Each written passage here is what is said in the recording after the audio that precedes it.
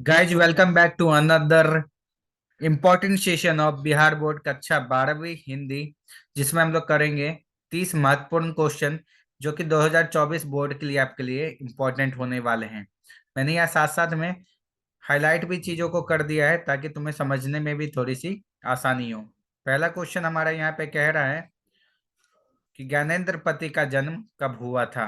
तो ज्ञानेंद्र पति का जन्म 1 जनवरी 1950 को हुआ था। क्वेश्चन नंबर 2 कह रहा है बाल कृष्ण भट्ट का जन्म कब हुआ था। तो बाल कृष्ण भट्ट का जन्म 23 जून 1884 को हुआ था। तीसरा है लहना सिंह के गांव का नाम क्या था। तो लहना सिंह के गांव का नाम मांझे था।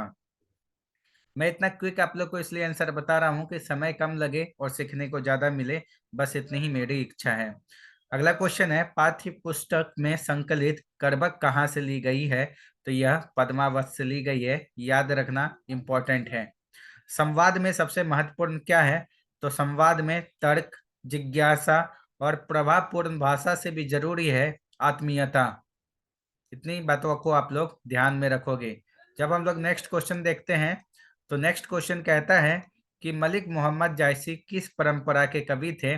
तो मलिक मोहम्मद जायसी प्रेमखानायक काव्य परंपरा के कवि थे। भारतीय सिपाहियों का किसके साथ संघर्ष हुआ था। तो ये याद रखना जर्मनी के साथ भारतीय सिपाहियों का संघर्ष हुआ था। अंग्रेजों के साथ कई बार इसमें कंफ्यूज हो जाते लोग, तो ये आंसर नहीं होगा। जायसी ने अपनी आंख की उपमा किससे की है। तो जायसी ने अपनी आंख की उपमा निर्मल दर्पण से की है। वो कहते हैं कि इस दुनिया को मैंने एक ही आंखों से कहने का मतलब है हमेशा हर धर्म के लोगों को एक जैसा ही देखा है। नेक्स्ट है बाल कृष्ण भट्ट किस युग के साहित्यकार हैं। तो अब बाल कृष्ण भट्ट प्रेमचंद युग के साहित्यकार हैं। नेक्स्ट है संस्कृति के 4 अध्याय किसकी कृति हैं। तो संस्कृति के 4 अध्याय रामधारी सिंह दिनकर की कृति हैं। सूरदास के दीक्षा गुरु का नाम वल्लभाचार्य था। दिनकर जी का जन्म कब हुआ था, याद रखना क्योंकि यह बिहार बोर्ड से है और क्वेश्चन बिहार बोर्ड का है। बिहार के जाने माने प्रसिद्ध कवि हैं। तो 23 सितंबर 1908 को हुआ था। इंपॉर्टेंट भी है, ध्यान रखेंगे।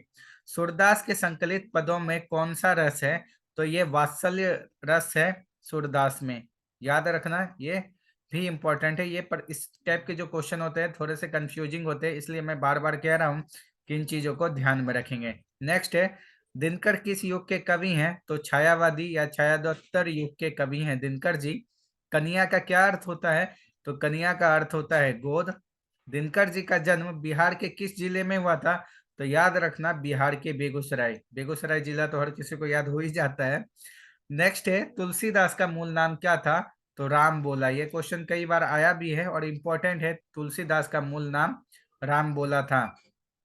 नदी के द्वीप किनकी रचना है, याद रखना उदय प्रकाश की नहीं है, मलयज की नहीं है, मणि मधुकर की नहीं है, यह रचना है अज्ञेय की।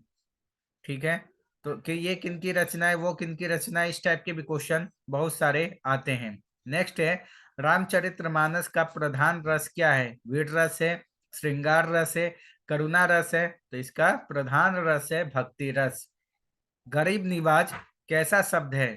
तत्सम, तद्भव, देशज की विदेशज। तो है विदेशज।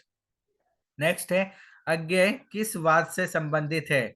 छायावाद से नहीं है, प्रयोगवाद से नहीं है, रहस्यवाद से नहीं है, स्वच्छंदतावाद से संबंधित है अज्ञेय। नेक्स्ट है तुलसीदास का जन्म कब हुआ था। तो तुलसीदास का जन्म 1540 में नहीं हुआ था, ना ही 1545 में, ना ही 1550 में। इनका जन्म हुआ था 1543 ईस्वी के आसपास। तो जन्म में कौन सी पुस्तक किसने लिखी है, ये सभी क्वेश्चन हमेशा हर बार जो है इंपॉर्टेंट होते हैं। नेक्स्ट क्वेश्चन है अज्ञेय जी ने घर में किस हस्तलिखित पत्रिका का संपादन किया था।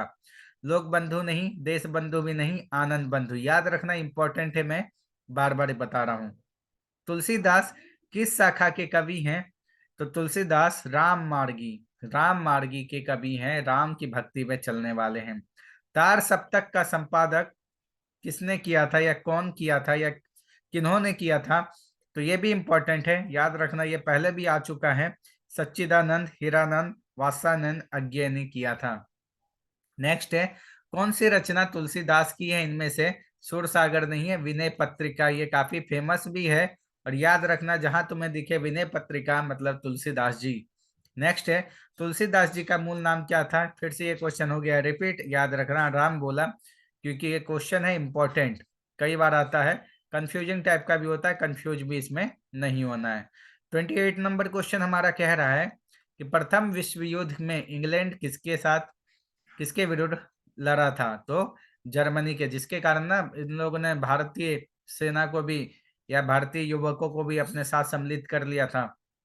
नेक्स्ट है, भगत सिंह की शहादत या फांसी कब हुई थी, कब मिली थी? तो याद रखना 23 मार्च 1931 को। और आखिरी क्वेश्चन है, कवितावली के रचनाकार कौन है? तो कवितावली के रचनाकार ना तो जायसी हैं, ना तो कबीर है, ना तो सूरदास है, इनके रचनाकार तुलसीदास जी हैं। ठीक है, तो मैं उम्मीद करता हूं कि यहाँ तक आप लोग का क्या है, क्लियर होगा क्वेश्चन। और वीडियो अगर पसंद आई तो भाई लाइक शेयर सब्सक्राइब तो जरूर कर देना, और अपने दोस्तों के साथ शेयर कर देना ताकि उनका भी भला हो सके। मिलते हैं नेक्स्ट वीडियो में।